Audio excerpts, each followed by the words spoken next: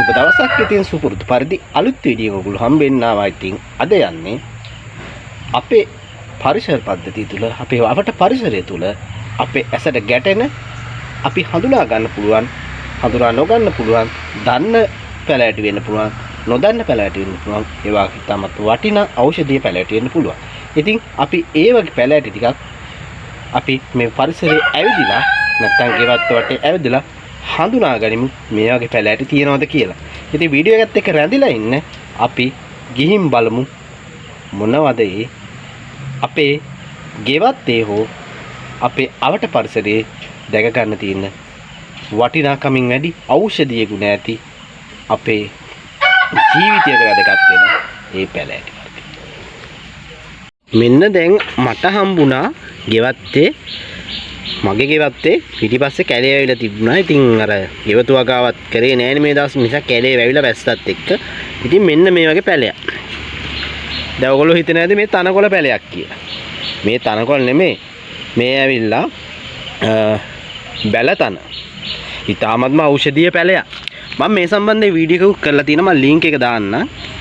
ඉතින් මේ බැලතන කියන්නේ ඖෂධීය ගුණ රසක් තියෙන එක. සාමාන්‍ය තුවාලයක් වෙලා ලේ ගලනකොට මේකෙන් කොළ ටිකක් හපලා තිබ්බනම් ලේ ගමනේ අඩු වෙනවා. ඒ වගේම අපේ කකුලේ උලුක්කුවකට මේ වගේ මැල්ලුම් හදලා තියන්න පුළුවන්. ඒ වගේම මේකේ වකුගඩු රෝග, වකුගඩු වල තියෙන ආබාධ, ඒ කියන්නේ විස, අපේ ශරීරයේ විස අයින් කරන්න පුළුවන් ශාකයක්. ඉතින් මේ සම්බන්ධ වීඩියෝ එකක් තියෙනවා. මම ලින්ක් එක දාන්නම්. ඉතින් පළවෙනියෙන්ම හම්බෙච්ච පැලේ තමයි ගෙවත්ත වටේ මේ පරිසරය යනකොට මේ බැලතන. මේක නම් ඉතින් ඕගොල්ලෝ දන්නවා. මේ තියෙන නිල් කටරොඩු. මේකත් ඉතින් මේ වගේ මේ මල් අපිට බීම වගේ හදලා බොන්න පුළුවන් තම්බලා. ඉතින් මේකත් ඖෂධීය ගුණ රසක් ගේන ශාකයක්. ඔහොම ඉස්සරහට යනකොට මේකත් දන්නවනේ මේ තියෙන කරපිංචා.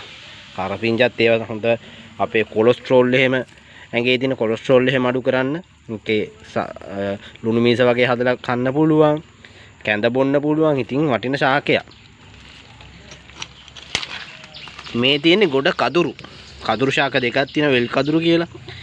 මේ ශාකේ මේ තියෙන පත්‍ර මේ මෙහෙම තියෙන්නේ. මේ ශාකේ මේ සාමාන්‍ය මේ මොනවා හරි ඇනුනොත්, ඒ කියන්නේ ඔය පොඩි පොල් කීරි ඔය වගේ ඇනෙනවනේ. ඇන්නොත් ඒවා රැඳිලා තිබ්බොත් මේ කිරි ටිකක් දැම්ම ගමන් අරක ඇදිලා එනවා. ඉතින් ඒ වගේ වටිනාකමක් තියෙන ශාකයක් තමයි මේ කදුරු ශාකය. මේ තියෙන්නේ වැල් පෙනෙල. දන්නවද? මේ වැල් පෙනෙන ශාකය. මේ ශාකයේ කැඳ අපි පරිභෝජනයට ගන්නවා. ඉතින් මේ ශාකයත් ඊටාමම ඖෂධීය ගුණ රසක් තියෙන ශාකයක්.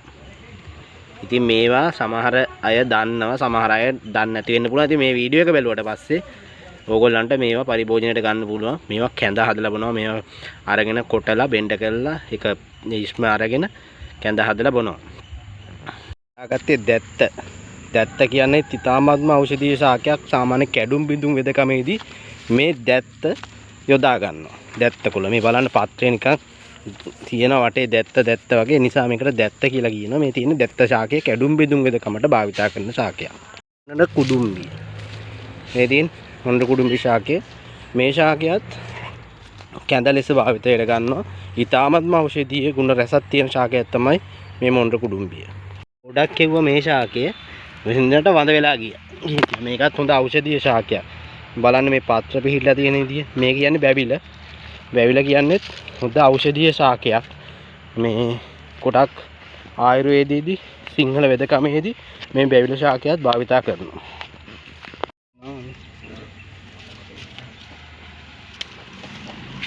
කඩාගත්තේ නික ශාකය. සිංහල කැඩුම් බිඳුම් වෙදකමේදී මේ නික ශාකය භාවිත කරන මේ වගේ විශාල ඖෂධීය ගුණ රසක් ගෙන්න සිංහල වෙදකමේ භාවිතා කරන ඖෂධීය ශාකයක්. බලන්න මේ පත්‍ර මිටේදී ලොකු වෙනවා. මේ තියෙන පත්‍ර පිහිටලා තියෙන ආකාරය.